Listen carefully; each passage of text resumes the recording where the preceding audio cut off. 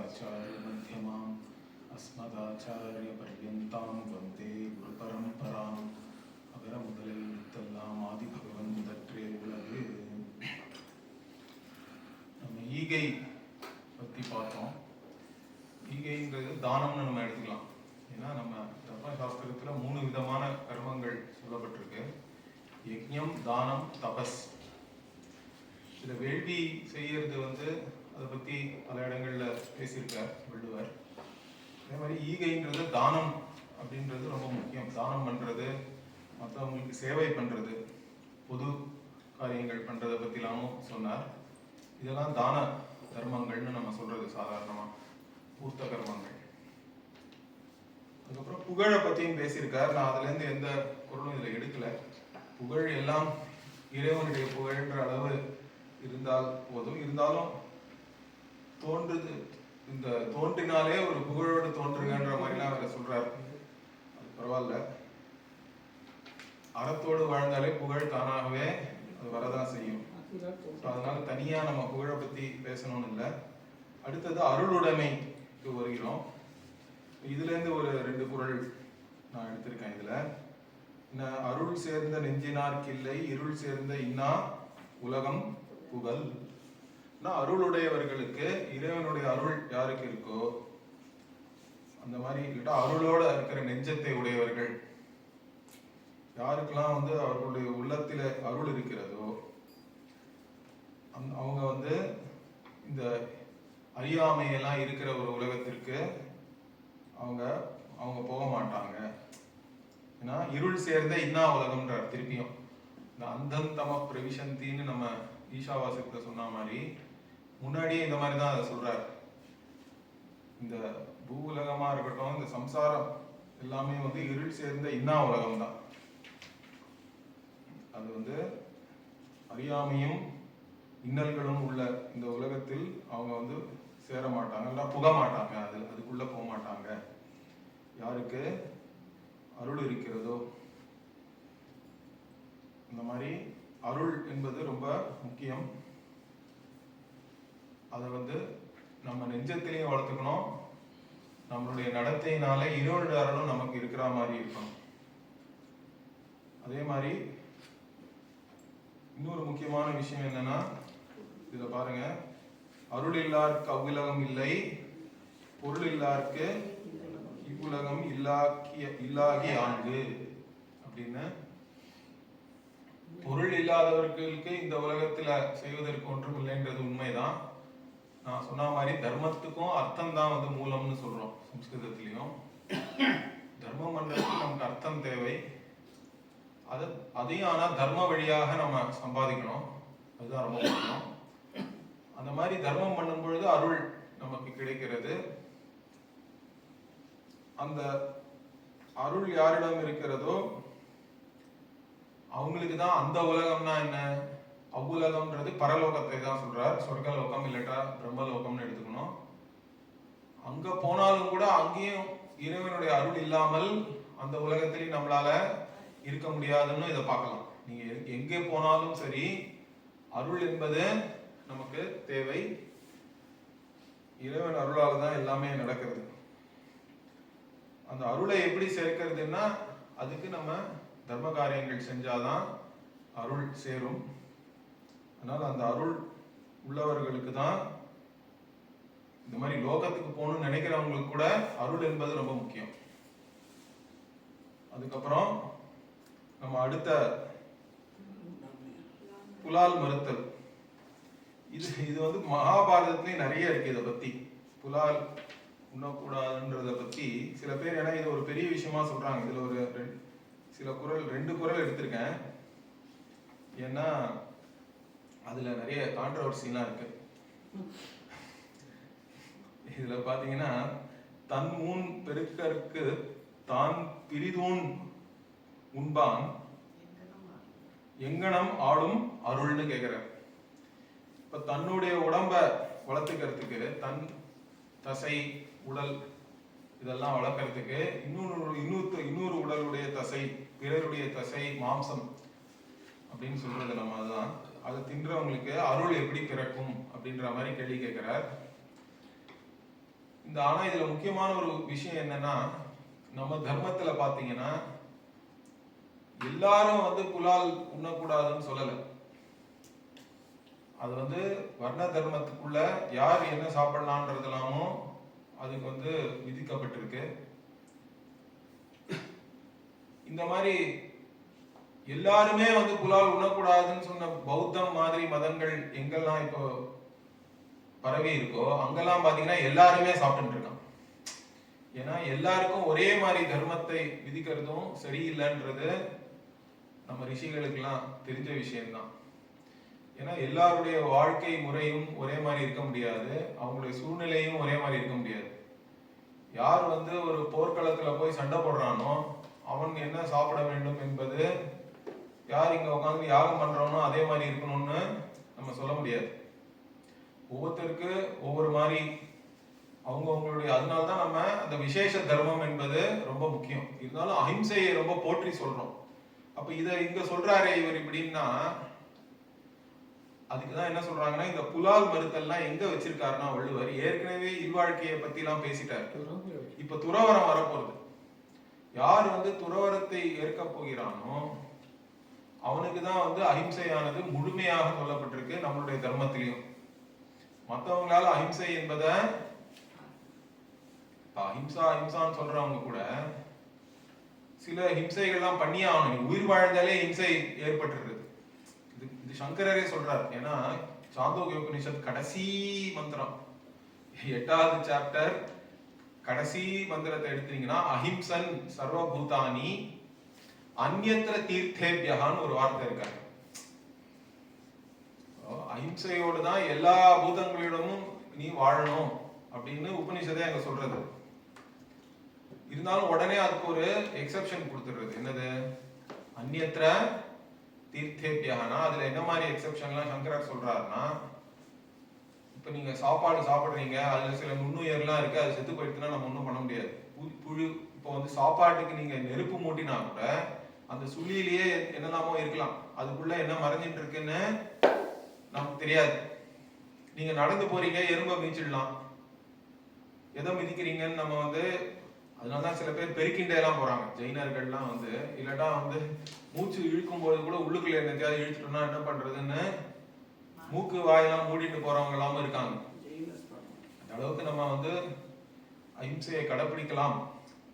ஆனா அது எல்லோராலும் முடியாது. ஒரு வியாபாரத்துல இருக்கிறவங்களால அந்த மாதிரி முடியுமான்னா முடியாது. அதுக்காக நீங்க அவனும் அந்த மாதிரி பண்ணோம்னா என்ன பண்ணுவான், எல்லாத்தையும் உதறி தள்ளிட்டு ஓடிடுவோம். அந்த மாதிரிதான் நடக்கிறது. மற்ற சமூகத்துல எல்லாம் பாத்தீங்கன்னா எல்லாரும் வந்து புலால் சாப்பிடுறாங்க, ஒத்தரும் விடாம. அதனாலதான் அவங்களுடைய வாழ்க்கை முறைக்கு ஏத்தாபடி, பக்குவத்துக்கு ஏற்றபடிதான் நம்ம இதெல்லாம் சொல்ல முடியும்ன்றது ஒரு முக்கியமான விஷயம் நம்ம தர்மத்தை பொறுத்தவரை. இருந்தாலும் பொதுவா என்ன சொல்றது, இப்ப வேதாந்தெல்லாம் படிக்க வரோம்னா நீங்க ஓரளவு பக்குவத்தை வளர்த்துக்கணும்னு அர்த்தம். அது தவிர இந்த புலால் உண்றதெல்லாம் கூட எல்லா நாளும் சாப்பிடக்கூடாதுன்றது எல்லாருக்குமே இருக்கு நம்மளுக்குல. அவங்களும் வந்து சில இப்போ புரட்டாசி மாசம்னா சாப்பிடாம இருக்காங்க. அந்த மாதிரியான வழக்கங்கள்லாம் இன்னும் இருக்கு, இல்லாம இல்லை. இல்லை ஒரு வெள்ளிக்கிழமைனா சாப்பிட்றது இல்லை, அமாவாசை பௌர்ணமி இந்த மாதிரிலாம் ஒரு மாசத்துலேயே திதி நட்சத்திரம்லாம் சிலதெல்லாம் பார்க்குறோம். நல்ல நாள், சில பேர் ஷஷ்டி இந்த மாதிரிலாம் பார்க்குறாங்க. அவங்களுடைய இஷ்ட தெய்வத்தை பொறுத்தும் நல்ல நாள்கள்லாம் பார்க்குறாங்க. அந்த மாதிரி ஒரு கட்டுப்பாடோட இருக்கும். இப்போ வெளிநாட்டுலலாம் போனீங்கன்னா எல்லா நாளும் எல்லா வேளையும் அவன் சாப்பிட்றான். அந்த மாதிரி ஆனால் நம்ம ஊர்ல இருக்க வாய்ப்பு, அந்த மாதிரி ஆயிடலாம், சொல்ல முடியாது, ஆகாம இருக்கணும். ஆனா நம்மளுடைய கலாச்சாரத்தை பார்த்தீங்க, இன்னும் கூட இந்தியா பார்த்தீங்கன்னா பெர் கேபிட்டா மீட் கன்சம்ஷன்னு அவங்க ஸ்டாட்டிஸ்டிக்ஸ்லாம் இருக்கு, புள்ளி விவரம்லாம் பார்த்தோம்னா ரொம்ப குறைவாக தான் இருக்கு. இங்க வந்து இந்த மாதிரி மாம்சம் சாப்பிட்றது சொல்றேன். இதே கருத்து இந்த தந்தசை பெருக்க பிறதசை, இப்ப என்னுடைய உடம்ப பெருக்கிறதுக்கு நான் இன்னொருத்தனுடைய மாம்சத்தை சாப்பிடலாமான்றத, இந்த மாதிரியான ஒரு கருத்து நீங்க பாத்தீங்கன்னா இங்க ஒண்டி இல்லை. இது வந்து மகாபாரதத்திலேயே நிறைய ஒரு ஹோல் அத்தியாயமே இருக்கு புலால் உண்ணக்கூடாதுன்றத சொல்றதுக்கு. மகாபாரதத்தை எடுத்துட்டீங்கன்னா அங்க வந்து பலவிதமான இந்த மாதிரி விஷயங்கள்லாம் வருது. என்னன்னா, நபக்ஷதியோ மாம்சம் நச்ச ஹந்தி ஹந்த்யாம் ந காதயேத் தஸ்மின் ந சர்வபூதானாம் மனுஹு ஸ்வயம்புவஹ அப்ரவீத். ஸோ ஸ்வயம்புவ மனு சொல்லியிருக்காராம் அப்படின்னு சொல்றது மகாபாரதத்துல. இது அனுசாசன பருவத்துல 21வது அத்தியாயம் ஃபுல்லாவே வந்து இந்த அஹிம்சா அப்புறம் இந்த மாம்சம்லாம் சாப்பிடக்கூடாதுன்னு இருக்கு. அது என்ன சொல்றாருன்னா பக்ஷயதி யஹா மாம்சம்ன்ற, யார் வந்து மாமிசம் சாப்பிடாம இருக்கானோ அவன் தானும் கொல்வதில்லை, மற்றவங்களையும் கொல்ல வைக்க கூடாதுன்றான். காதையேத். நான் சில பேர் என்ன சொல்றான், நான் கொல்லலையே, நான் போய் வெறும் வாங்கிட்டு தான் வரேன்றான். வேற எவனோ ஒருத்தன் கொல்றான், அதை நான் வாங்கிட்டு வரேன்னா. அது திருவள்ளுவரும் ஒரு இடத்த சொல்றாரு. என்ன சொல்றாருன்னா, நீ வாங்கிட்டு வந்தா கூட உனக்காக தானே அவன் கொல்றான், அதனால நீ அதை வாங்கிட்டு வராம இருக்கிறது தான் சரி அப்படின்ற மாதிரி அவர் சொல்றாரு. அதனால இங்கேயும் அதே மாதிரி வந்து ஹந்த்யாத் ந காதையேத்துன்னு சொல்றாரு. தானும் கொல்லக்கூடாது, மற்றவனையும் கொல்ல வைக்க கூடாதுன்னு இருக்கு. அதே மாதிரி இது இந்த இப்ப குறள் பார்த்தோமே, அதே கருத்து இங்க இருக்கு பாருங்க. சோமாம்சம் பரமாம்சேன யஹ வர்தயத்து இச்சத்தின்னு சொல்றாரு. தன்னுடைய உடம்பான மாம்சத்தை வளர்க்கறதுக்காக இன்னொரு பிராணியோடைய மாம்சத்தை எவன் வந்து ஆசைப்படுறானோ, அதுக்காக தன்னுடைய உடம்பை வளர்த்துக்கிறதுக்காக, அதோட ஒரு ந அதி க்ஷுத்ர தரஹா தஸ்மாத் ச நிஷம்ச தரஹா நரஹா, அவனோட ஒரு மோசமான மனிதன் இல்லை என்ற மாதிரி இங்க மகாபாரதத்துல சொல்லியிருக்கு. அதோட ஒரு கேவலமான பிறவி தேவையில்லை என்ற மாதிரி. இந்த மாதிரி இந்த மாம்சம் சாப்பிடக்கூடாதுன்றது அஹிம்சாலாம் வந்து நம்ம சாஸ்திரத்துல சொல்லப்பட்ட ஒரு விஷயம் தான். ஆனா அது எல்லாருக்கும் அதை சொல்ற மாதிரி இருக்காது. இந்த உபதேசம் பாத்தீங்கன்னா ஏதாவது ஒரு வானப்பிரஸ்தத்துல இருக்கிறவங்க சன்னியாசிகள் இவங்களுக்கு தான் வந்து நம்ம இதை முழுமையாக இந்த அஹிம்சையை போதிக்க முடியுமே தவிர, யார் ஒருத்தன் வந்து நீ போர்க்களத்துல இருக்கிறவங்க கிட்ட நீ போய் கொல்லக்கூடாது, அஹிம்சை தான் பரமோ தர்மஹான்னு நம்ம சொல்ல முடியாது. அதனால அது நம்ம கொஞ்சம் புரிஞ்சுக்கணும். அதே மாதிரி அடுத்தது இன்னொரு ஒரு குறள் என்னன்னா, இதை பாருங்க, இதுவும் ஒரு முக்கியமான குறள். என்னன்னா, அவி சொரிந்த 1000 வேட்டலின் ஒன்றன் உயிர் செரும் துண்ணாமை நன்றுன்றார். அப்படின்னா அவினா இந்த இடத்துல ஹவிஸ் நம்ம சொல்றோம். யஜ்ஞத்துல நம்ம போடுறதுக்கு பேரு ஹவிஸ். அது என்னன்னா, அந்த சாதாரணமா வந்து சாதத்தை வடிச்சு அதுல கொஞ்சம் நெய்யெல்லாம் கலந்தா அதுதான் வந்து அந்த ஹவிஸா நம்ம யஜ்ஞத்துல போடுறோம். இந்த மாதிரி ஹவிஸ் சொரிந்த 1000னா என்ன, நிறைய ஹவிஸ், எக்கச்சக்கமா 1000 வேள்விகள் செய்யறாங்களாம் ஹவிஸ் எல்லாம் போட்டு.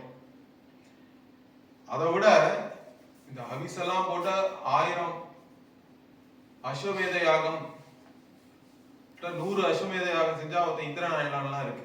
ஆனா மகாபாரதத்துல கூட இந்த மாதிரி குறிப்பு இருக்கு. 100 அஸ்வமேத யாகம் பண்றதை விட ஒரு உயிரை கொல்லாம இருக்கிறது மேல்ன்ற மாதிரி. இதுவும் ஒன்றும் புதுசு இல்லை. நம்ம இதிகாசங்கள் எல்லாம் சொல்லப்பட்ட ஒரு விஷயம் தான். ஸோ 1000 வேள்விகளை செஞ்சு அதுல போடுற ஹவிஸோட ஒரு உயிரை கொன்று தின்னாமல் இருப்பதே மேல்னு சொல்றதுனால, இதனால சில பேர் என்ன சொல்றாங்க, யஜ்ஞம் பண்றதே கேவலம்ன்ற மாதிரி சொல்றாங்க. இதுக்குதான் மகாபெரியவர் ரொம்ப அழகா இதை பத்தி பேசியிருக்காரு. என்ன சொல்றாருன்னா, நம்ம எதையாவது ஒண்ணு உயர்த்தி சொல்லணும்னா அது எதோட ஒப்பிடுவோம்? கேவலமான ஒரு விஷயத்தோட ஒப்பிட்டு இது உயர்ச்சின்னு சொல்றதுல ஒன்றும் அர்த்தமே இல்லையே. இன்னொன்னும் வந்து ஒரு உயர்வான விஷயத்தை வச்சுதான் நம்ம வந்து இதை வந்து, அது தவிர சாஸ்திரத்துல இன்னொன்னு ஒண்ணு உண்டு, நகி நிந்தா நியாயம்னு ஒண்ணு உண்டு. சாதாரணமா ஒண்ணுத்த உயர்த்தி சொல்றதுக்காக அது மற்றொன்றோடு நம்ம ஒப்பிட்டதுனால அந்த இன்னொன்னு வந்து அதை ஏதோ நிந்தனை பண்றோம்னு அர்த்தம் இல்லை. அது பேர் நகி நிந்தா நியாயம். இன்னொரு ஒப்பிடப்படுற விஷயமும் பெரிய விஷயமா இருந்தா தானே அதோட ஒப்பிட்டு இதை சொன்னா இதுக்கு பெருமை. நீ ஒப்பிடுற விஷயமே வந்து மோசமான விஷயமா இருந்ததுன்னா அதோட ஒப்பிடுறதுல என்ன அர்த்தம் இருக்கு? அதனால இந்த இடத்துல வேள்வி 1000 வேள்வி செய்யறத விட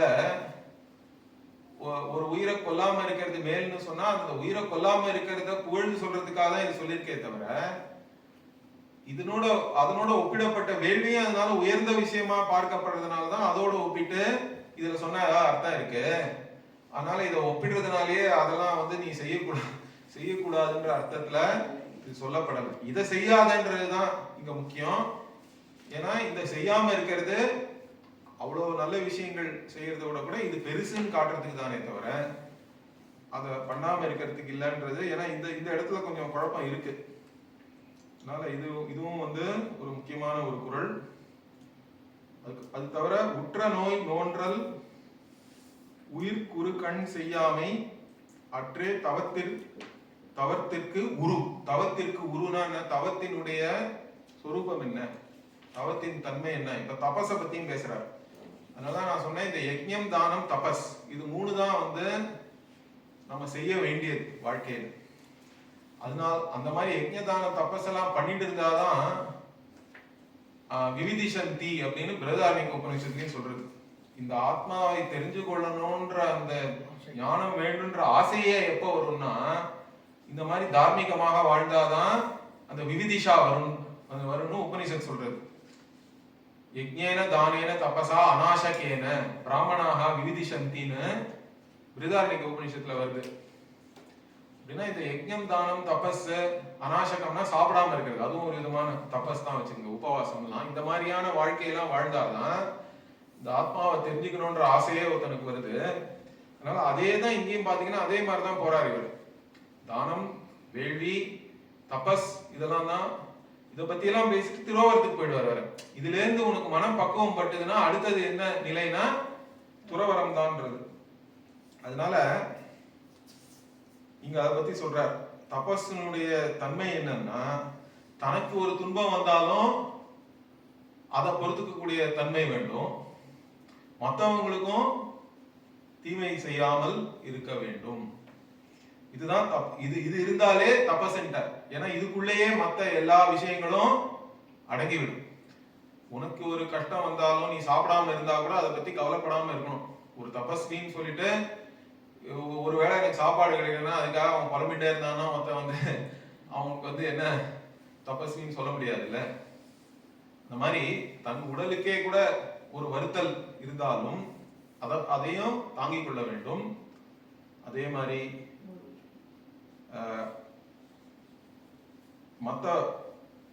மற்றவங்களுக்கும் உற்ற நோய் தோன்றல் உயிர் குறுகண் செய்யாமை அற்றே தவத்திற்கு உருனா. உற்ற நோய்ன்றது இந்த இடத்துல தனக்கு ஏதோ துன்பம் வருதுதான் வந்து உற்ற நோய்ன்றார். அது தோன்றினாலும் மற்ற உயிருக்கெல்லாம் வந்து நம்ம எதுவும் தீமையெல்லாம் செய்யாம இருக்கிறது, அந்த மாதிரி இருக்கிறது தான் அந்த தவத்தினுடைய உரு. தவம்ன்றது அதுதான், அதுக்குள்ளேயே எல்லாமே அடங்கிடுறது. இந்த மாதிரி ஒருத்தன் இருந்தாலே அவன் வந்து பெரிய தபஸ்வி தான். அடுத்தது என்ன? துறந்தார்க்கு துப்புரவு வேண்டி மறந்தார் மற்றையவர்கள் தவம். மறந்தார் கொல் மற்றையவர்கள் தவம் அப்படின்னா துறந்தாருக்கு துப்புரவு வேண்டிய துறந்தவர்களுக்கு உபசாரம் செய்யணும்ன்றதுக்காகவே மற்றவர்கள்லாம் அவங்க தபஸ வந்து மறந்து விட்டார்களா அப்படின்னு ஒரு கேள்வி கேட்கிறாரு. அப்படின்னா என்னன்னா இந்த இல்வாழ்க்கையில் இருப்பவர்கள் எல்லாமும் இந்த துறவரம் செய்தவர்களுக்காக அவங்கதான் அவங்களெல்லாம் சப்போர்ட் பண்றாங்கன்றதுதான் இங்க சொல்றாரு. அவங்களெல்லாம் நம்ம வந்து உபசாரம் பண்ணணுன்றதுக்காகவே இதுதான் முன்னாடியே வேற சொன்னார் அவர். இல்வாழ்க்கையில் இருப்பவன் தான் மற்ற மூவர்களையும் மற்ற மூன்று ஆசிரமத்தில் இருக்கிறவங்க எல்லாம் தாங்குறவர்கள் அவங்கதான்றத அது இங்கேயும் வருது திருப்பியும். அது ஒரு முக்கியமான விஷயம். அப்புறம் என்னது? வேண்டிய வேண்டியாங்கெய்தலால் செய்தவம் ஈண்டு முயலப்படும் அப்படின்னா தபசுடைய பெருமையை திருப்பியும் சொல்றார். உனக்கு என்னெல்லாம் வேணும்னு நீ நினைக்கிறையோ அதெல்லாமே இந்த தபோ வலிமையினாலேயே உனக்கு கிடைத்து விடும். நீ எதெல்லாம் வேணும்னு நினைக்கிறையோ அதெல்லாம் வந்து இந்த தபஸ்னால முடியுன்றதுனால நீ அந்த தபஸை முயன்று பண்ணு. அந்த மாதிரி சொல்றார். தபஸ்ன்றது அவ்வளவு முக்கியம். ஏன்னா கடினமான விஷயம்தான், இருந்தாலும் நம்ம இந்திரிய விஷயங்களுக்கு பின்னாடி போறது சுலபம்தான். அதை விட்டுட்டு ஆனா ஒரு கட்டுப்பாடோட இந்த மாதிரி ஒரு வாழ்க்கையை வாழறது வந்து அதுதான் உனக்கு வேண்டியதெல்லாம் கொடுக்கும். உண்மையாக நீ சந்தோஷமா இருக்கணும்னா இந்த மாதிரி தான் இருக்கணும்.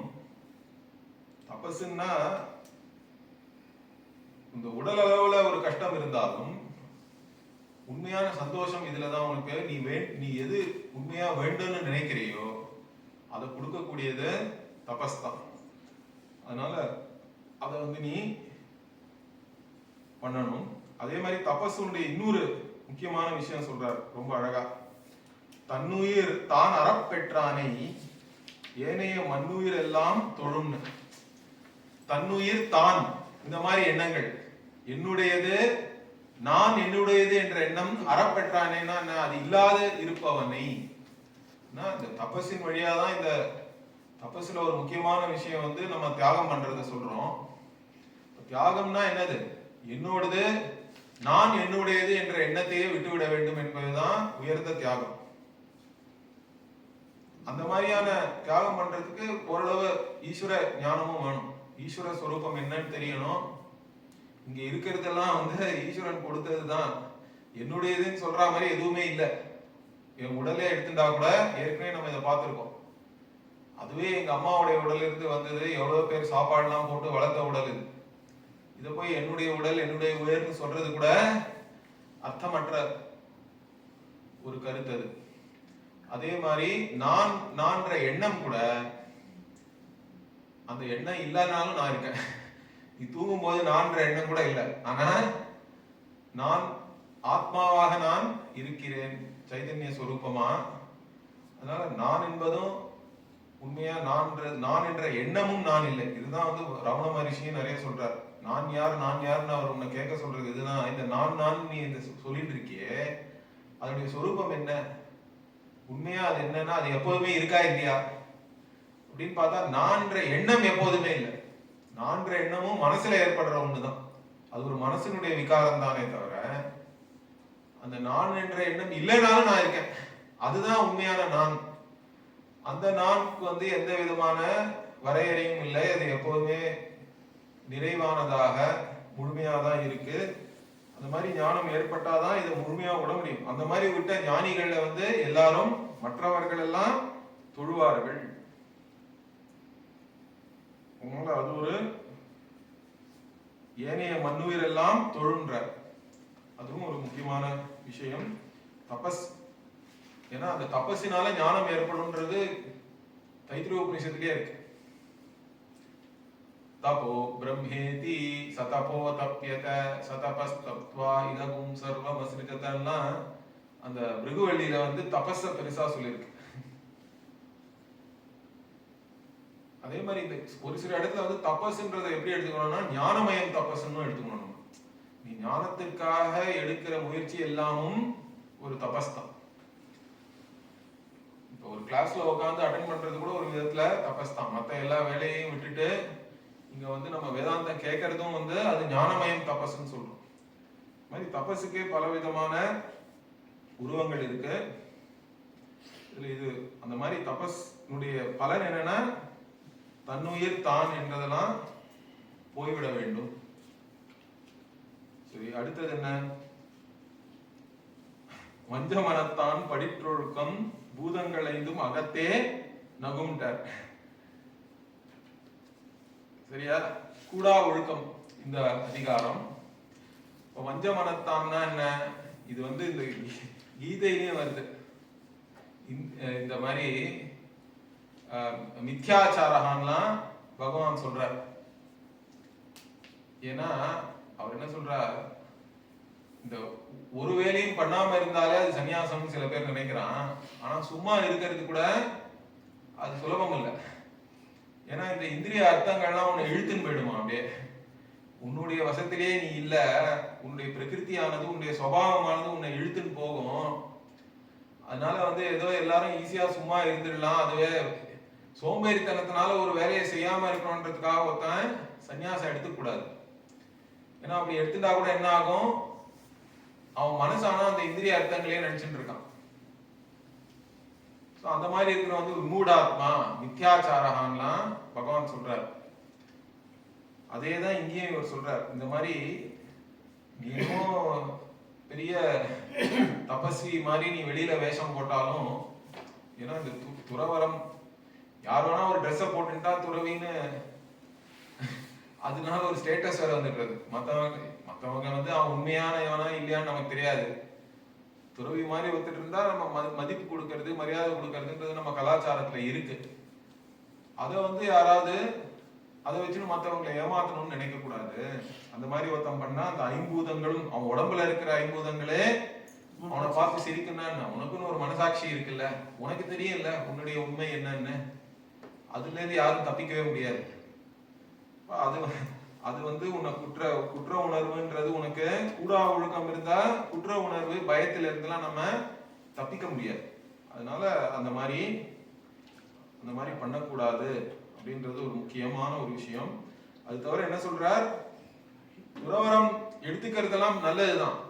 ஆனா முதல்ல நல்ல ஒழுக்கம் ஒருத்தனுக்கு இல்லைன்னா அது இல்லாம வந்து அவன் துறவரம் எடுத்துக்கிறது நல்லது இல்லை, அவனுக்கும் நல்லது இல்லை, மற்றவங்களுக்கும் நல்லது இல்லை. அதனால்தான் சந்நியாசஸ்து மகாபாகோ துக்கமாப்தும் அயோகத்தான்னு கீதையிலையும் பகவான் சொல்றார்.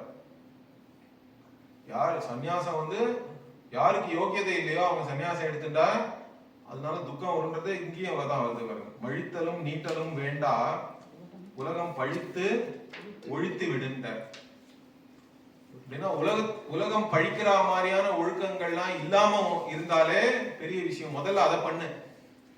ஒழுக்கமா வாழறது தான் முதல்ல முக்கியம். தர்மத்தின்படி வாழணும், அறத்தின்படி வாழணும். அதுக்கப்புறமா மழித்தல் நீட்டல்ன்றது வந்து இந்த சந்நியாசத்தினுடைய ஒரு சின்னங்கள் தானே. அதெல்லாம் மழித்தல் நீட்டலும் வேண்டா உலகம் பழித்து ஒழித்து விடுனா இதையும். ஆனா சில பேர் எப்படி சொல்றாங்க, அப்ப வந்து நீ வந்து துறவரத்தெல்லாம் இவர் கேவலமா பேசிட்டாருன்ற மாதிரி சொல்லக்கூடாது. எந்த அர்த்தத்துல அவர் சொல்றாருன்றத நம்ம சரியா புரிஞ்சுக்கணும். முதல்ல உலகம் பழிக்கிற மாதிரியான நடத்தையை விடுன்றாரு, அது ரொம்ப முக்கியம். அது இல்லாம நான் வந்து சடாமுடிய வளர்த்துக்கிறேன், நீட்டமா தாடியெல்லாம் எல்லாம் மொட்டை அடிச்சுக்கிறேன், வேஷம் ஒண்டி போட்டா பத்தாது. முதல்ல இதை பண்ணு, தானாவே வந்து மற்றதெல்லாம் வரும்பொழுது உனக்கு வரும்ன்றதுதான் இதனுடைய அர்த்தம். ஸோ இதுவும் ஒரு முக்கியமான ஒழுக்கம்ன்றது ரொம்ப முக்கியம் நமக்கு. அதுக்கப்புறம் என்ன, உள்ளத்தால் உள்ளலும் தீதே பிறன் பொருளை கள்ளத்தால் கல்வேன் எனல் அப்படின்றது வந்து திருப்பியும் கள்ளாமை. மற்றவங்களுடைய பொருட்கள் எல்லாம் அதுக்கு மேல ஆசைப்படுறது இதெல்லாமே வந்து ஒரு விதத்துல திருப்பி நம்ம காமக்ரோத லோபம்னு சொல்றோமே. இந்த கள்ளாமைன்றது லோபம் இல்லாமல் இருக்கிறது தான், கிரீட் இல்லாம இருக்கிறது, பேராசை இல்லாம இருக்கிறது. மற்றவங்களுடைய பொருளை நீ மனசால நினைக்கிறது கூட சரியில்லை. அதை என்னமோ எனக்கு தேவை, அதை நான் எப்படியா அதை கவர்ந்து விட வேண்டும். ஏன்னா எல்லாமே வந்து ஒரு எண்ணத்திலிருந்து தான் ஆரம்பிக்கிறது. ஜாயத்தே விஷயான் புப்சஹா சங்கஸ்தே தேஷூபஜாயத்தே சங்காத் சஞ்சாயத்தே காமஹா காமாத் குரோதோபி ஜாயத்தே குரோதாத் பவதி சம்மோஹா சம்மோஹாத் ஸ்மிருதி விப்ரமஹா ஸ்மிருதி பிரம்ஷாத் புத்தி நாசஹான்னு பகவான் சொல்றாரு. இது எங்கேருந்து ஆரம்பிக்கிறது, முதல்ல ஏதோ ஒரு எண்ணம் இருக்கு ஜாயத்தே. சரி, அந்த எண்ணமானது ஏதோ சம்ஸ்காரத்திலேருந்து வருது, அதுல ஒன்றும் பிரச்சனை இல்லை. ஆனா என்ன ஆகுது, அதே திருப்பி நினைச்சு பாக்குறாங்க. அப்ப என்ன ஆகுது, அதோட ஒரு சங்கம் ஏற்பட்டு விடுகிறது, பற்று வருது. அப்ப ஆசை வருது. அதுல இருந்து ஏதோ ஒரு விஷயத்தின் மேல் பற்று வந்ததுன்னா அதை அடையணுன்ற ஆசை, சங்காத் சஞ்சாயத்தை காமஹா. அந்த ஆசை நிறைவேறலன்னா என்ன, குரோதம் வருது, கோபம் வருது. கோபம் வந்ததுன்னா அவனுடைய மத்த எல்லா ஞானமும் அவனுக்கு இல்லாம போயிடுது. கோபத்துல உணர்ச்சி வசப்பட்டு என்ன வேணா பண்ணலாம், யார் வேணா. அப்போ எந்த ஞானமும் இல்லாமல் போய் அது வந்து உன்னையே நீ அழிச்சுக்கிற மாதிரி ஆகிவிடுகிறதுன்னு அதை வந்து பகவான் 2வது அத்தியாயத்திலேயே சொல்றார். இந்த மாதிரி நம்ம வந்து மற்றவங்களுடைய பொருளெல்லாம் அது மேல ஒரு பற்றெல்லாம் வளர்த்துக்கிறது மனசால கூட நம்ம அதை பண்ணக்கூடாது.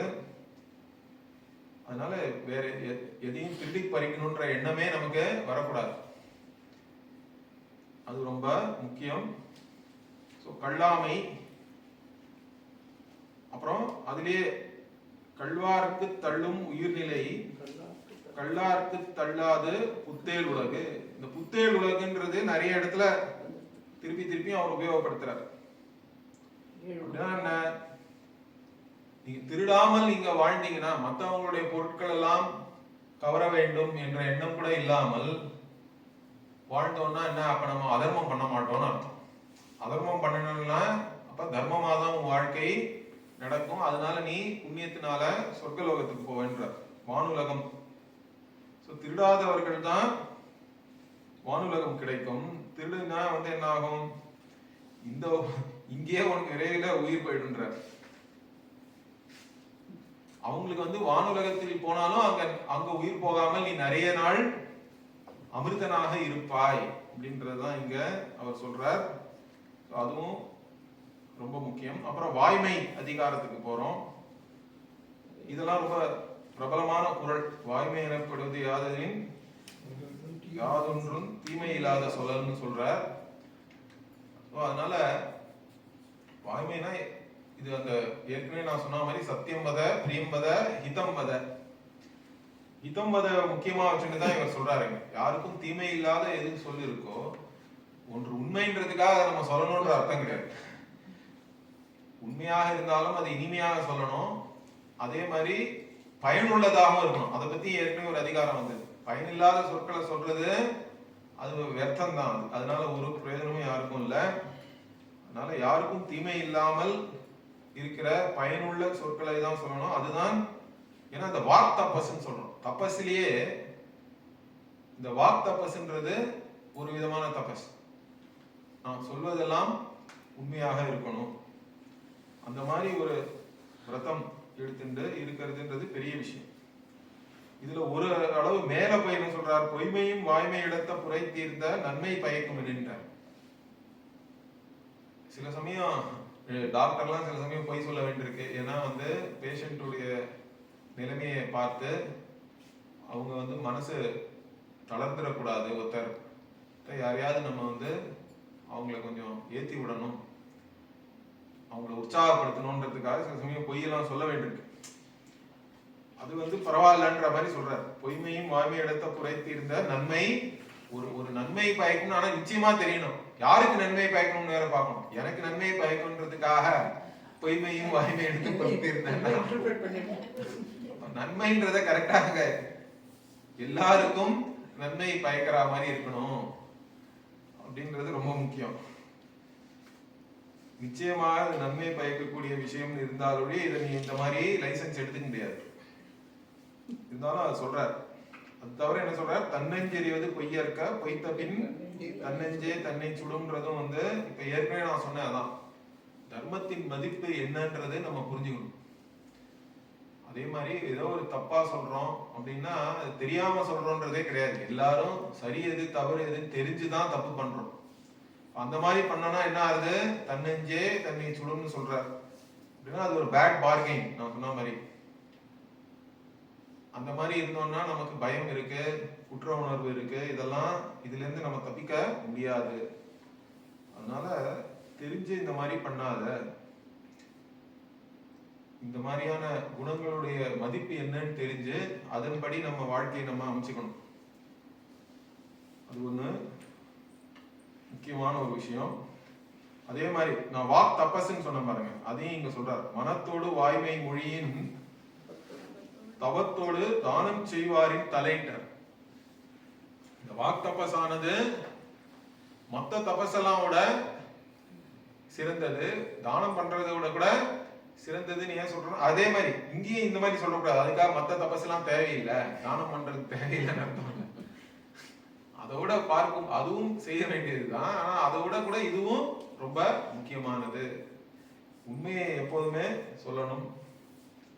அதுவும் ஏதாவது பிரயோஜனம் இருந்தா சொல்லணும், இனிமையா சொல்லணும். இதெல்லாமும் அதோட சேர்த்துக்கணும். அதனால வாய்மை ரொம்பவும் முக்கியம். அதே மாதிரி என்ன சொல்றார், பொய்யாமை என்ன புகழில்லை, எய்யாமை எல்லா அறமும் தரும். இது ஏன் நான் இங்க முக்கியமா போட்டேன்னா, நான் எப்பவுமே உங்களுக்கு சொல்றேன், ஏதோ ஒரு பல விஷயங்கள் நம்ம சொல்றோம், இந்த குணங்கள் எல்லாம் நீங்க வளர்த்துக்கணும்னு 20 சொல்லியிருக்காருன்னு சொல்றேன் பகவான். ஆனா அதுல முக்கியமா என்னன்னா, ஏதாவது ஒண்ணுத்த நம்ம ஒழுங்கா அதை வச்சுட்டு இது நமக்கு வேணும், இந்த மாதிரி தான், இதோட தான் நான் என் வாழ்க்கையை வாழ போறேன்னாலும் மற்றதெல்லாம் கூடயே வரும். அதுதான் முக்கியம். அதனால அந்த மாதிரி இந்த இடத்துல என்ன சொல்றாருன்னா, பொய்யாமை என்பதே ஒரு பெரிய புகழ்ன்றாரு. பொய் சொல்லாம இருக்கிறத விட ஒரு பெரிய புகழ் இல்லை, அதே மாதிரி அதோட ஒரு பெரிய அறமும் இல்லை. இதுவே பெரிய அறம்னா மற்ற விஷயங்கள் எல்லாமே இதோட சேர்ந்து உங்களுக்கு வந்துடும். ஏன்னா எல்லாமே ஒரு ரயில்வே ட்ரெயின் மாதிரி தான். ஒரு போகியை பிடிச்சி இழுத்தா மற்ற கோச் எல்லாமே சேர்ந்து தானே வருது. அந்த மாதிரிதான் ஏதோ ஒரு குணம், இந்த அறம்னு ஒண்ணுத்தை எடுத்துட்டு நம்ம அதுல முழு மனசோடு இருந்து அதன்படி ஒழுக வேண்டும்னு முடிவு பண்ணிட்டோம்னா மற்றதெல்லாமும் அது பின்னாடியே வந்துடும். மற்றதெல்லாம் கூட செய்ய வேண்டுமா அப்படின்னு கூட கேட்கிறாரு அவர் அடுத்தது. ஓகே, அடுத்தது சினத்தை பத்தி, வெகுளாமை. இதுல எனக்கு ரொம்ப பிடிச்ச ஒரு குறள் என்னன்னா, நான் இந்த வெகுளாமை வந்து எங்களுக்கு மனப்பாட செய்யுளா வந்தது நாங்க ஸ்கூல்ல படிக்கும் போது. அதுல வந்து அந்த ஒரு குறள் வந்து என்னை ரொம்பவும் பாதித்த குறள். அதனால அதை நான் என்ன போட்டிருக்கேன்னா, அதான் முதல்ல போட்டிருக்கேன். என்னது? தன்னைத்தான் காக்கின் சினம் காக்க, காவாக்கால் தன்னையே கொள்ளும் சினம்ன்றார். இது வந்து ரொம்ப முக்கியமான விஷயம். ஏன்னா இப்ப கூட சில பேர் சொல்றாங்க, என்னது கோபப்படுறதுன்றது, கோபம் என்பது என்ன, மத்தவங்க செஞ்ச தப்புக்காக நீயே உனக்கு கொடுத்துக்கிற தண்டனைன்னா. மத்தவங்க வந்து கோபப்படுறது என்னன்னா, மத்தவன் ஏதோ பண்றான், அதை பார்த்து உனக்கு கோபம் வருது. ஆனா வந்து கோபப்படுறதுனால யாருக்கு கஷ்டம்னா உனக்கு தான் கஷ்டம். அதனால மத்தவன் பண்ற தப்புக்காக நீயே உனக்கு கொடுத்திருக்கிற தண்டனை வந்து கோபம்.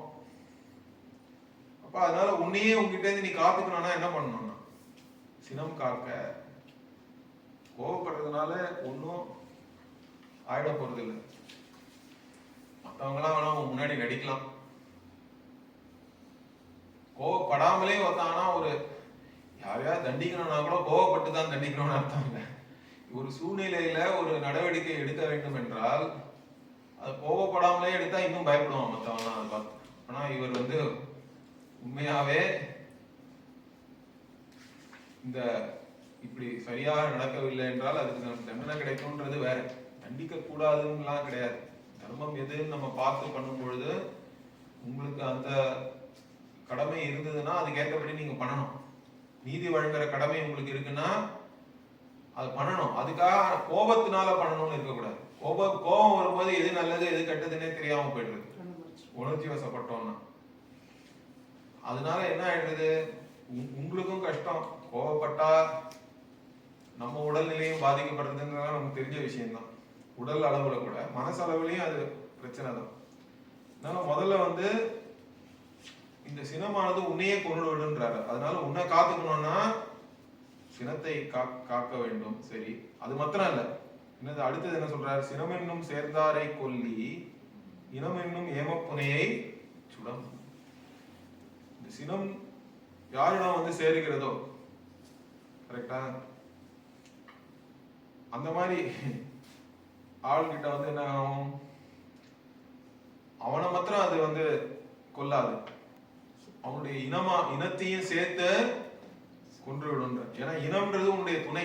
ஏமப்புனைனா வந்து இனம்னா இந்த சம்சாரத்தை ஒரு சாகரம்னு எடுத்துட்டோம்னா நம்மளுடைய சுற்றத்தார், நம்மளுடைய கம்யூனிட்டின்னு சொல்றோம் சரியா. இனம், இந்த இனத்தவர்லாம் வந்து நமக்கு தான் வந்து படகு மாதிரி. அவங்க தான், அவங்களுடைய சப்போர்ட் இல்லாம நான் தனியா எல்லாம் இருப்பேன்றதெல்லாம் வீராப்புக்கான சொல்லாமே தவிர எல்லாருமே வந்து ஏதோ ஒரு விதத்துல நமக்கு ஒரு உதவி தேவைப்படுகிறது. மற்றவங்களை அண்டிதான் நம்ம இருக்கோம். அது வந்து நம்ம இனம் என்பது ரொம்ப முக்கியம். அப்போ அவங்களையும் வந்து அது அழிச்சிருன்றார். உனக்கு சப்போர்ட்டா இருக்கிற துணையா இருக்கிற இனத்தையும் அது வந்து எரித்து விடும். ஏமப்புனையை சுடும். ஏமப்புனையை சுடும்னா இந்த இடத்துல அதை வந்து அந்த இனத்தை வந்து ஒரு தோணி மாதிரி எடுத்துட்டேன்னா அது எரிஞ்சு போச்சுன்னா அப்புறம் என்ன பண்றது, ஒன்றும் பண்ண முடியாது. அதனால வெகுளாமை இது ரெண்டும் பார்த்தோம். அப்புறம் இன்னா செய்யாமைன்னு, மற்றவங்களுக்கு நம்ம தீமை செய்யாமல் இருக்கணும். இதுலயும் ரொம்ப பிரபலமான 2 குறள் எடுத்துட்டு இருக்கோம் நம்ம. இன்னா செய்தாரை ஒருத்தல் அவர்னான நன்னயம் செய்துவிடனா, யாராவது உங்களுக்கு தீமை செய்தாலும் அதை எப்படி நம்ம எதிர்கொள்ள வேண்டும்னா, அவங்களுக்கு நன்மை செய்து அதனால அவங்க வெட்கப்படுற அளவுக்கு அவங்கள பண்ண வைக்கணும் அப்படின்றது இது ஒரு முக்கியமான விஷயம். இந்த அளவுக்கு முடியலனாலும் நீ திருப்பியும் அவங்களுக்கு தீங்கு செய்யாமலாது இருக்கணும் பொறுத்து. அது ஏற்கனவே பார்த்துருக்கோம். இங்க ஒரு படி போய் என்ன சொல்றாரு, மேல போய் அவர் அவங்களுக்கு நல்லது பண்ணி அதனால அவங்க மனசையும் நீ மாற்றப்பாரு. ஆனா இந்த மாதிரி எல்லார்கிட்டையும் அது ஒர்க் அவுட் ஆகுமான்னு தெரியல இந்த காலம். இருந்தாலும் நம்ம ட்ரை பண்ணலாம், தப்பு இல்லை. சரியா? அதே மாதிரி அடுத்தது என்ன சொல்றாரு, பிறர்க்கின்னா முற்பகல் செய்யின் தமக்கின்னா பிற்பகல் தாமே வரும்ன்றதும் ஒரு ரொம்ப பிரபலமான ஒரு குறள். இது நீ மற்றவங்களுக்கு ஏதாவது தவறு செஞ்சா அதுல இருந்து நம்ம தப்பிச்சிடலாம்னு நினைக்க முடியாது. இது 2 விதமாவும் இருக்கு. ஒண்ணு அரசன் அன்றே கொள்வான்னு சொல்றோம், தெய்வம் நின்று கொள்ளும்னு வேற சொல்றோம். எப்படி இருந்தாலும் மோசமான லா அண்ட் ஆர்டர் இருந்தா கூட கடைசியில சட்டம் என்பது உன்னை பிடிக்கிறதுக்கு நிறைய வாய்ப்பு இருக்கு எப்போதுமே. அப்படி இல்லைனாலும் உன்னுடைய பாபம் என்பது உன்னை விடாது. பாபத்தின் பயனை நீ அடைஞ்சுதான் ஆகணும். அதனால பிறர்க்கு இன்னா செஞ்சுட்டு நம்ம எப்படியோ ஜாலியா இருக்கலாம், நம்ம தப்பிச்சுக்கலாம்னு நினைக்கிறதும் பெரிய தவறு. அதனால இன்னா செய்யாமல் இருப்பதுதான் மிகவும் முக்கியம். அதுக்கப்புறம் என்ன, இன்னா செய்யாமை பார்த்துட்டோம். அடுத்தது கொல்லாமை.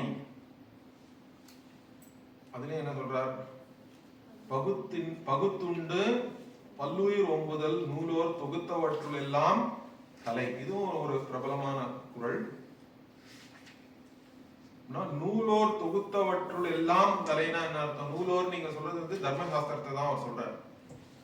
தர்மசாஸ்திரங்கள் நம்மளுடைய சாஸ்திரங்கள் எல்லாம் சொல்லப்பட்டதெல்லாம் சிறந்த விஷயம்னு எதை எடுத்துக்கிறது? ஏதோ ஒரு விஷயத்தை எடுத்துட்டு இது இருந்தாலே மற்ற எல்லா குணங்களும் அதுல சொல்லப்பட்ட மற்ற விஷயங்கள் எல்லாம் நீ செஞ்சா மாதிரிதான் ஆறுதுன்னு பார்க்கணும்னா அதுக்கு என்ன சொல்றாருன்னா, பகுத்துண்டு பல்லுயிர் ஓம்புதல்ன்றார். உங்ககிட்ட இருக்கிறத எல்லாரோடையும் பகிர்ந்துட்டு எல்லா உயிர்களுக்கும் அதை கொடுத்து அந்த மாதிரி நீ வாழ்ந்தால்தான் அது இந்த எல்லா சாஸ்திரங்களையும் சொன்னதெல்லாம் அதுல இருக்கிறதெல்லாம் நீ கடைபிடித்தா மாதிரிதான். இது ஒரு முக்கியமான குறள் இங்க.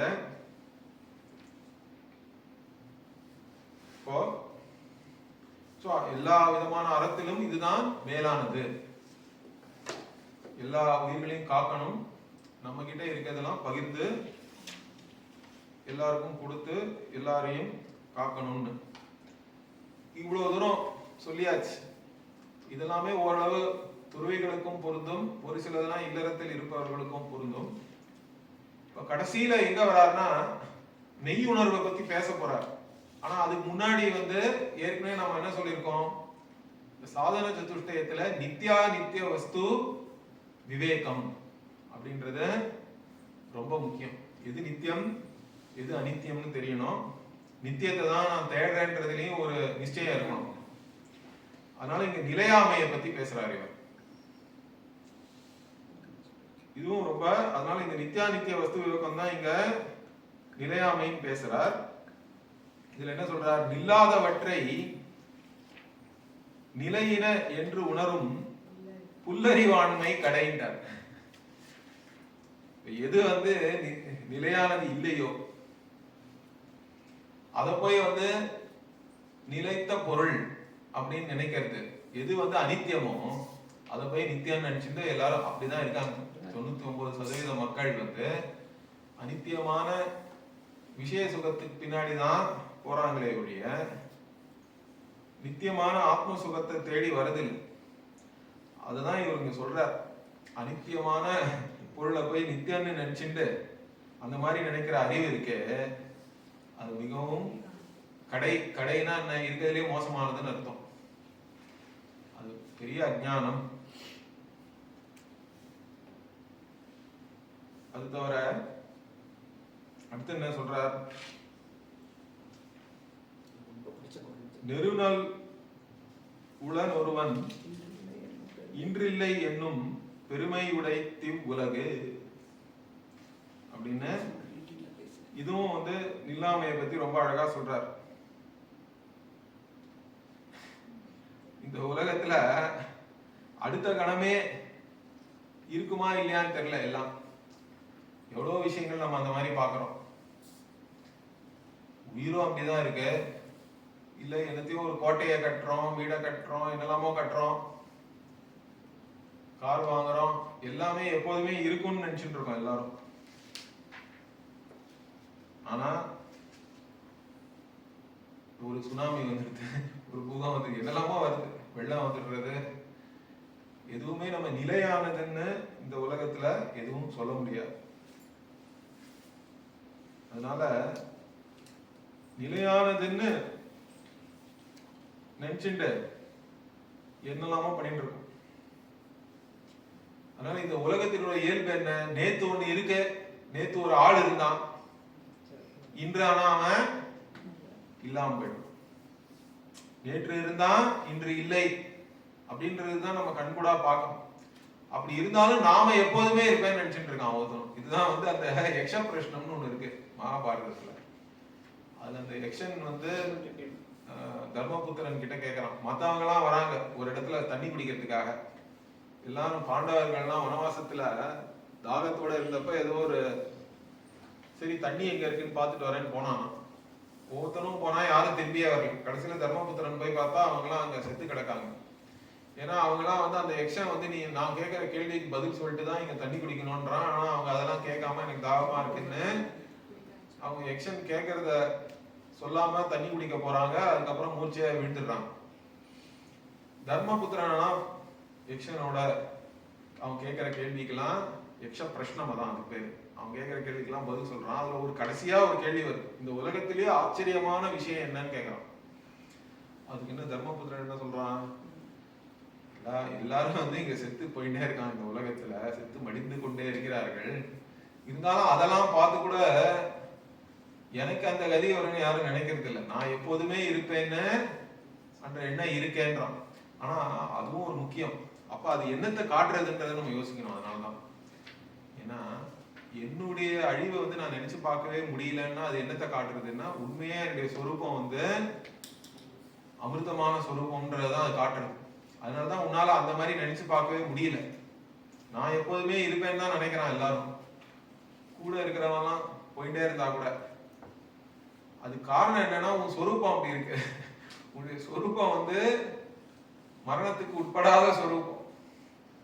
அதனால்தான் உன்னால அந்த மாதிரி நினைக்க கூட முடியல. அது இங்க நல்ல ரொம்ப அழகா அவர் சொல்லியிருக்காரு. அதான் உலகத்தினுடைய இயல்பு வந்து அந்த மாதிரி இருக்கு. அப்புறம் அடுத்ததான் சொல்றார், உடம்பை தனித்தொழிய புல் பரந்தற்றே உடம்போடு ஈரிடை நட்பு. இப்போ இந்த உடம்பு உயிர் இது ரெண்டுத்துக்கும் ஒரு தொடர்பு இருக்கு. உடம்புக்கும் உயிருக்கும் இருக்கிற தொடர்பு எப்படின்னா இந்த சம்ஸ்கிருதத்துல நீடம்னு சொல்றோம், கரெக்டா? அப்படின்னா என்ன? கூடு. அந்த கூட்டுக்கும் பறவைக்கும் இருக்கிற மாதிரியான தொடர்பு தான் இந்த உடம்புக்கும் உயிருக்கும். ஏன்னா நிறைய பேர் வந்து நான்றத உடம்புல வைக்கிறதுனால உடம்பு எப்போதும் இருக்கணும்ன்ற ஒரு எண்ணம்லாம் வருது. காயக்கல்பம் சாப்பிடுறேன். இப்ப கூட வந்து விஞ்ஞானிகள்லாம் என்ன பண்ணிட்டு இருக்காங்க, சில பேர் ஃபியூச்சராலஜிஸ்ட்லாம் இருக்காங்க, புக்கெல்லாம் எழுதுறான். இப்ப கூட என்ன சொல்றாங்கன்னா இன்னும் கொஞ்ச நாள்லயே ஒரு 10 வருஷத்துல மனுஷனுடைய வாழ்க்கை எவ்வளவு நாள் ஒருத்தன் வாழறான்றது இப்ப பார்த்தா என்ன ஒவ்வொரு தேசத்துலயும் சொல்றோம் 70 வருஷம் 80 வருஷம் அந்த மாதிரிதான் இருக்கு. இப்போ ஒரு சில பேர் 100 வயசு வரைக்கும் வாழறாங்க. ஆனா அது சாதாரணமா எல்லாரும் ஒரு 150 வருஷம் வாழற அளவுக்கு மருத்துவம் வந்து வளர்ச்சி அடைஞ்சிரும் இன்னும் 10-20 வருஷத்துலயே எல்லாம் சில பேர் சொல்லிட்டு இருக்காங்க. ஆனா 150 வருஷம் ஒருத்தன் வாழ்ந்து என்ன பண்ண போறான்னு நமக்கு தெரியல, அது வேற விஷயம். இருந்தாலும் அந்த மாதிரி ஒரு சமயம் வரத்துக்கு வாய்ப்பு இருக்கு. அப்படி இருந்தாலும் 150 வருஷம்ன்றது ஒரு பெரிய விஷயம் இல்லை, தெரிஞ்சுங்க. 100 வருஷமா இருந்தாருன்னா 150 வருஷமா இருந்தாரு, இன்னும் 50 வருஷம் நீ போர் அடிச்சுட்டு உட்காந்துட்டு இருக்கேன்னா ஏதோ ஒரு ரூம்ல என்ன பண்றதுன்னு தெரியாம அது பெரிய தண்டனை மாதிரி ஆயிடும் எனக்கு தெரிஞ்சு. இருந்தாலும் அப்புறமும் ஆனா அந்த உயிர் போய் தான் ஆகணும். எப்படி ஒரு பறவையானது தன் கூட்டில் இருக்கிறது, ஆனா எப்போதுமே அந்த கூட்டுல இருக்குன்னு சொல்ல முடியாது. ஏன்னா பறவைகள்லாம் இந்த குளிர்காலத்துல ஒரு இடத்துல இருக்கு, சைபீரியால அங்க கூடு இல்ல, குளிர்காலத்துல இப்ப இந்தியால இருக்கு, சைபீரியால இருந்து பறவை எல்லாம் இங்க வருது, திருப்பி இங்க வெயில் வந்ததுன்னா அங்க போயிடுறது, போய் இங்க ஒரு கூடு கட்டுறது, இங்க குஞ்செல்லாம் பொறிச்சு அது கொஞ்சம் பெருசானே கூட்டை விட்டு போயிடுறது. அந்த மாதிரிதான் உடம்புக்கும் உயிருக்கும் உள்ள தொடர்பு இந்த கூடு விட்டு போற பறவை மாதிரிதான். எப்படி பறவையானது கூட விட்டு பறந்து போயிடுறதோ ஓடிடுறதோ அந்த மாதிரிதான் இருக்கு அப்படின்றத நம்ம தெரிஞ்சுக்கணும்.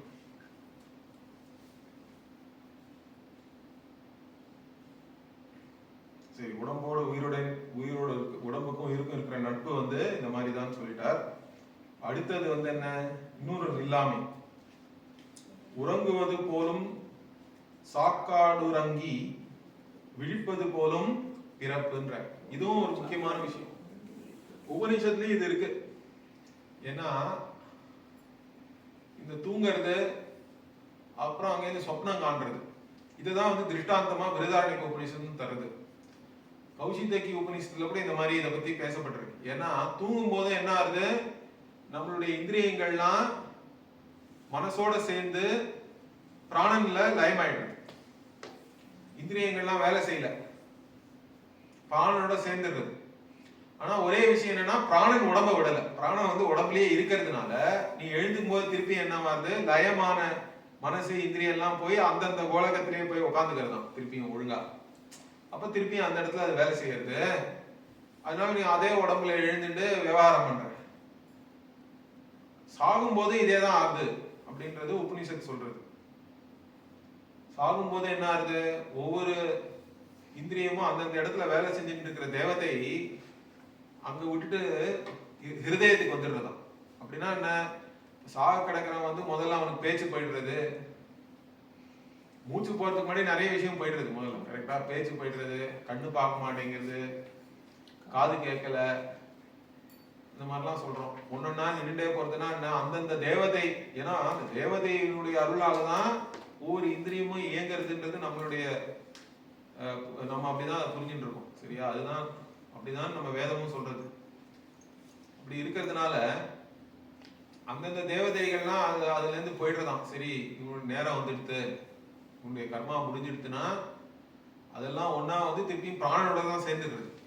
ஆனா இப்ப என்ன ஆகுது, பிராணனே அந்த உடம்பு விட்டு இது எல்லாத்தையும் சேர்த்து எடுத்துட்டு அது இழுத்துன்னு போயிடுறதாம்.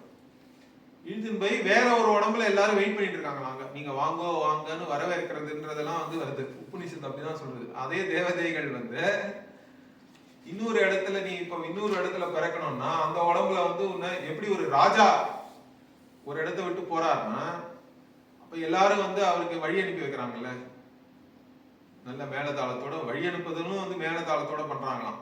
அதே மாதிரி அவர் இன்னொரு இடத்துக்கு போனாலும் அவரை வரவேற்கிறதுக்காக முன்னாடியே ரெடியா இருக்காங்க எல்லாரும். அவருக்கு தேவையான வசதிகள்லாம் செஞ்சு வச்சு, ராஜாவை தான் திருஷ்டாந்தமா தருது பிருஹதாரண்யக உபநிஷத்து.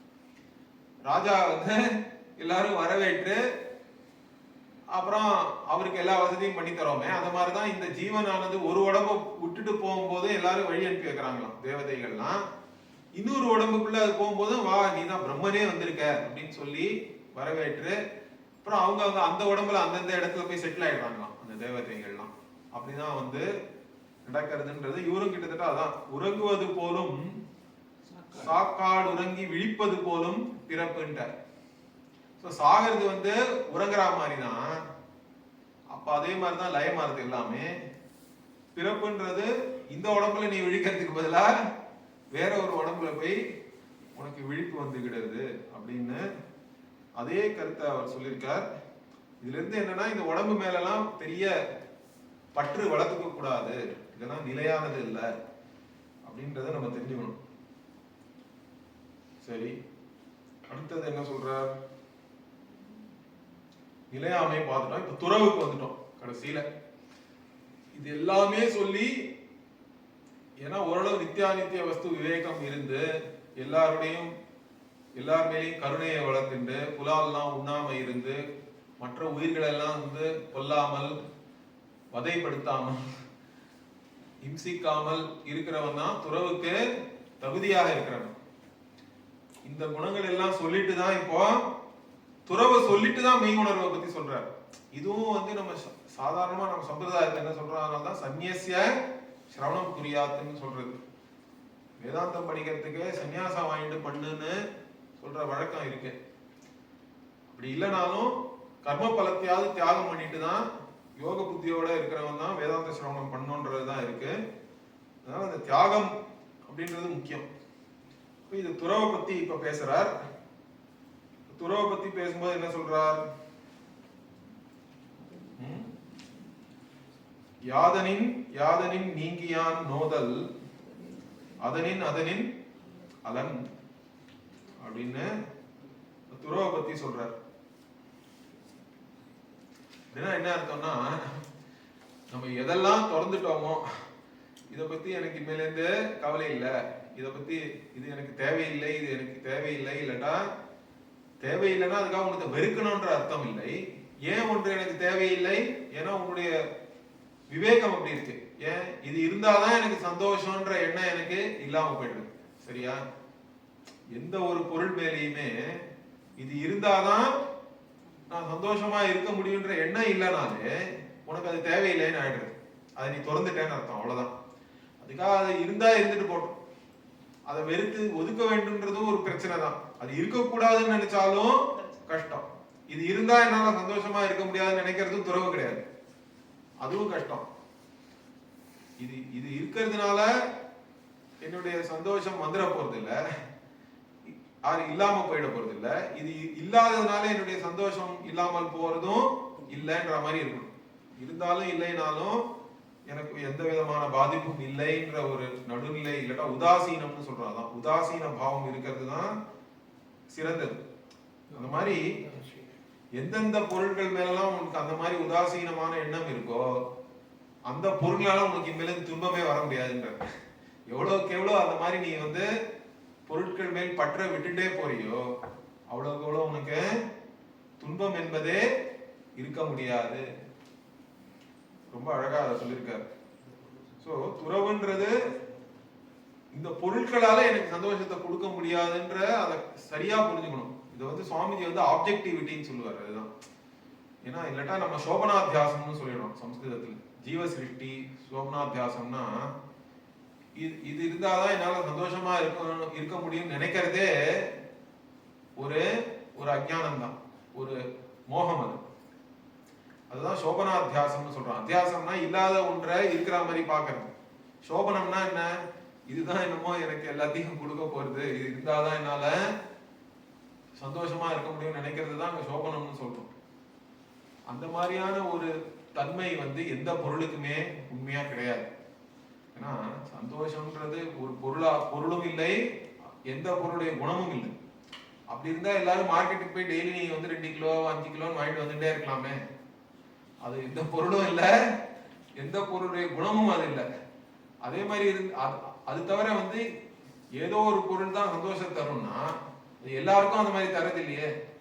நீ ஒண்ணுத்த வாங்கினா உன்னுடைய பக்கத்து வீட்டுக்காரன் கஷ்டப்படுறான், அதையே பார்த்து நீ எதை பார்த்து சந்தோஷப்படுறியோ அதை பார்த்து இன்னும் தான் கஷ்டப்பட்டு இருக்கான். இந்த மாதிரிலாம் இருக்குன்றதுனால இது எதுவுமே சந்தோஷம் இல்லைன்னா அப்போ இந்த எல்லா உலகத்தையே நம்ம வந்து அறியப்படும் உலகில வந்து என்னுடைய சந்தோஷம் இல்லைன்னா அறிபவன் கிட்டதான் அது இருக்கணும், வேற எங்க போக முடியும். 2 விஷயம் தான் இருக்கு இந்த உலகத்துல.